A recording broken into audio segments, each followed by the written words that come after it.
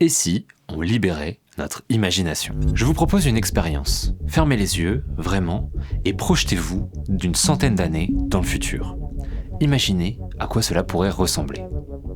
Alors, si je vous parle de grandes villes qui s'étendent à perte de vue, d'une technologie omniprésente, d'une atmosphère peu ou pas respirable et d'une société contrôlée par de puissantes entreprises, peut-être que vous ne serez pas vraiment dépaysé.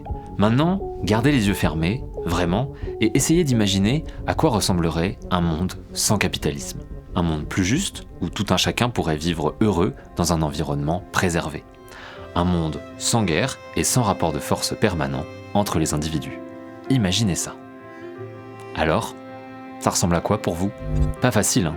Vous pouvez rouvrir les yeux. Vous avez peut-être déjà entendu qu'il est plus facile d'imaginer la fin du monde que la fin du capitalisme. Cette phrase, on la doit à l'écrivain britannique Mark Fisher dans son livre de 2009, Le réalisme capitaliste, n'y a-t-il aucune alternative?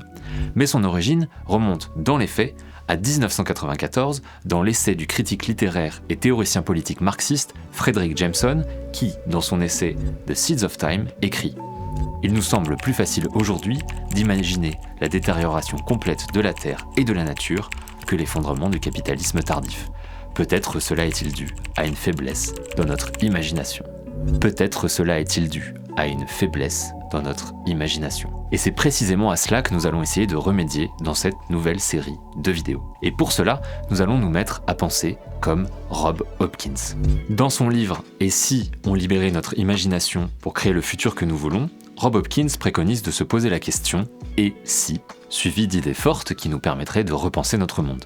Et si on envisageait des villes sans voiture, des sociétés sans prison? Et si la permaculture nourrissait le monde?